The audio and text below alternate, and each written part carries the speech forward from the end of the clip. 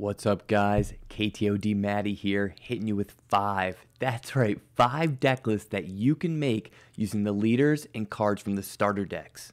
No matter what cards that you pull in your boxes or booster packs, one of these 5 decks will have you covered. So if you have a playstyle that you like to play or cards that you want to use, make sure you watch to the end and let us know which of these decks that you would play. And if you play it, keep me posted on how it does. So the first deck I have for you is a Cunning Luke deck, going straight from the colors of the Luke Precon. One thing you'll notice throughout this deck is an emphasis on Force users using some of the core blue Rebel cards in the set. Big ups to R2. He's going to get in there, get a shield early, help you filter through your deck. An early upgrade for him, like a Jedi saber or a Luke's lightsaber, helps you control the ground. As you wait to pull those Jedi lightsabers, maybe you throw an Entrenched in there or one of the other equipment that you pull and you find works for you. You want to follow him up with Ezra Bridger. Ezra is the star of the show with this deck.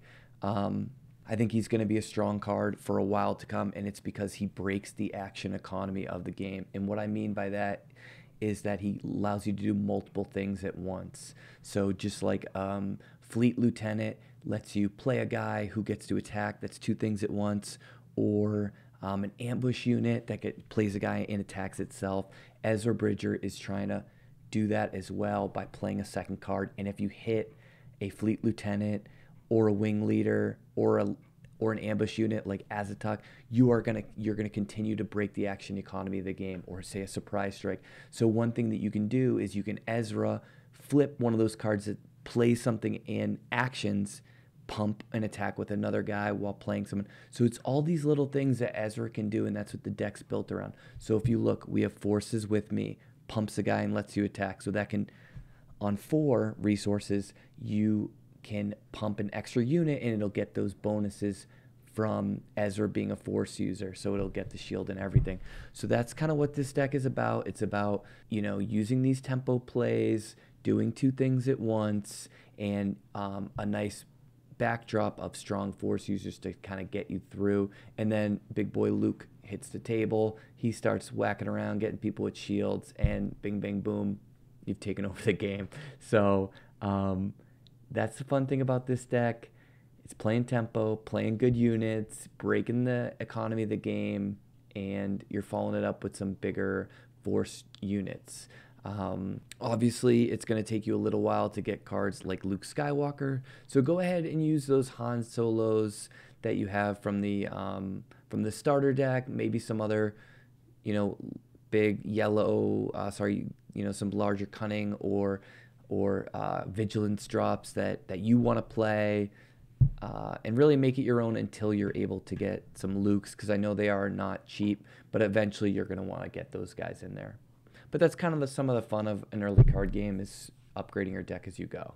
All right, so the second Luke deck, Aggression Luke, is a deck I've had a lot of fun with. You're able to use some of those really strong red Rebel cards to really put pressure on your opponent early in the game with this build.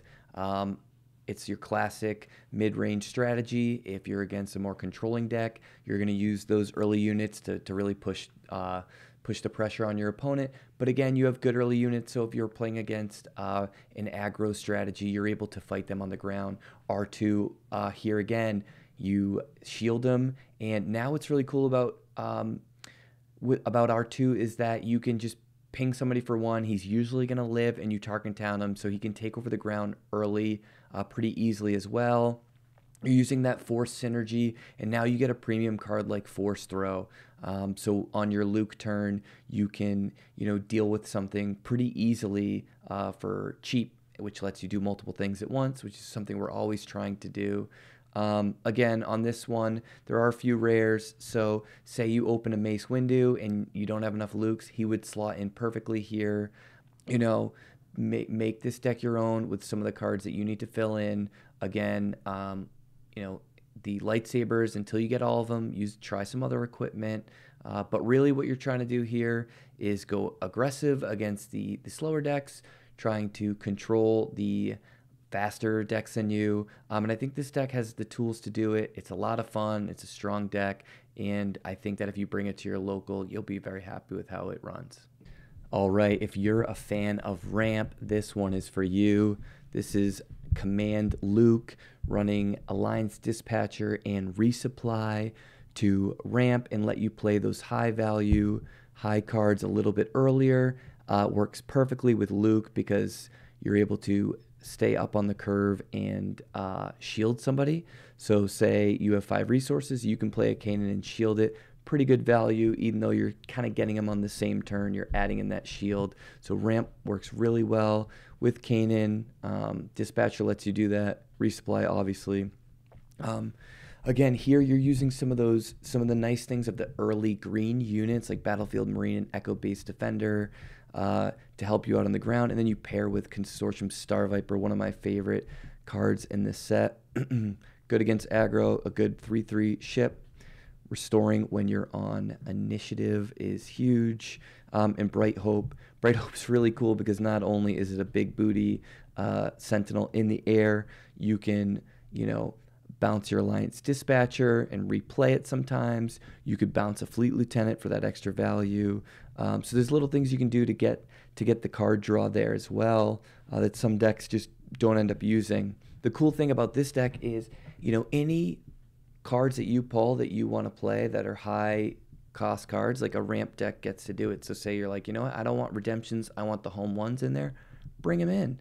One thing I really like about Cunning Luke is how it responds to aggro. You have a lot of strong sentinel units, you have healing, and you're able to play your high impact large drops earlier to really stop them in their tracks before they can finish you off. So that's one of the reasons that I think Ramp's really fun to play. It's a strong strategy, and I think this Luke deck really takes advantage of it.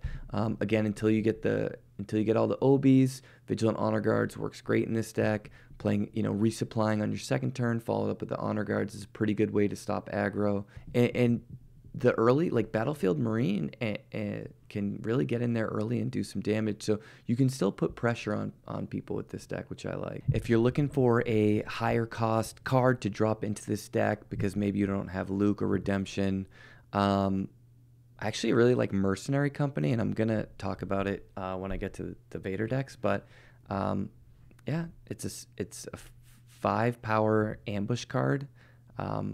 Pretty useful for controlling the game. So if that's something you're looking for, I think that's a good recommendation there. All right, Vader fans, your time has come. First up is Command Vader, rocking the ECL, rocking Reinforcement Walker, adding some overwhelming barrages to the deck that you built before, that you bought. And now the elephant in the room, the Vader unit itself. I know you're not going to get this right away. Until then, use the Palpatine you got, use some mercenary companies that I just talked about, and add them in as you go. But this deck, once you get it all assembled, and even leading up to there, believe it or not, it's a very strong control ramp strategy. Because Vader himself is just so darn good. If you're able to get him on the board, and God forbid for your opponent, throw a lightsaber on him, I mean, the ground game is over. Follow that up with an overwhelming barrage or a bombing run in the air. Sayonara, pal. I think this deck is close to being tier 1 even. I'll go and say that. I think this is a great beginner build for anyone who likes ramp and control strategies. That you're going to be able to play all through set 1, and I think even into set 2 once new cards come out. So this version, the beauty of Vader being such a strong unit as himself is you can really focus on the early game. So there's a lot of those low cost units.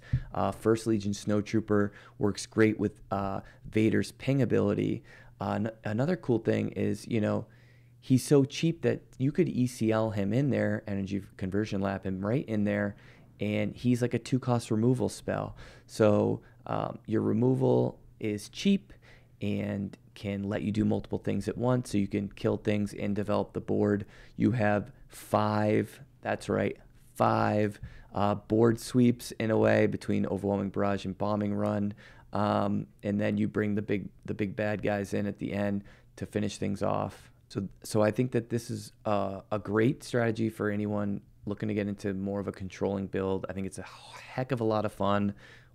Attacking with big units is just fun. Let's be real. So give this a try. Let me know in the comments if you do, and you know how you change it. Would love to hear that. But Command Vader, one of my favorite decks, so I really hope you like it. Did you wake up on the wrong side of the bed today? Do you want to kill everything your opponent has to play and leave them annoyed, sad, outraged, despaired? Well, this deck is for you. Aggression Vader. Yep, this deck is going to go ahead and kill everything that your opponent tries to do.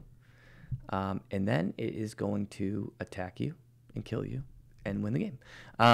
The cool thing about Darth Vader in Tarkin Town is on turn 1, you can drop one of your 1-drops and ping their turn 1 play and kill it right off the gate. So you're ahead of them from the start. And from there, following up with force chokes and open fires and aggression, you just don't let them get into the game.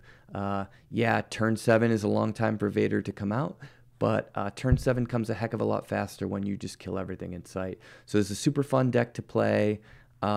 You know, Fifth Brother and Seventh Sister shine when you have cards like Aggression to let them attack multiple times. Or you just stick a lightsaber on them and get to whacking. You know, if you don't have all your aggressions, you might want to try something like Keep Fighting. There's a lot of targets for that in this deck, where you can, you know, attack them, keep fighting, then maybe kill one of their guys. So you're always getting ahead on the board and the life totals, because with Vader's ping ability and you know, the creatures at your disposal and Vader himself, you want to, and Ruthless the Raider to ping their base, you want to put pressure on them to end the game so they don't really feel like they can ever get back in it. You know, this is a pretty inexpensive deck. Aggression, I don't think is that expensive of a legendary, and while Seventh Sister is a rare, I think she's kind of underplayed right now, so you should be able to get a good deal on them. So I'd really recommend for this strategy that you get the actual cards that are in this deck. That way it kind of works exactly how it's supposed to. Whereas some of the other decks, I think you can get away with it. You could play Saw, you know, and if you open him up and you don't have all the cards, because he's, you know, a double red boy.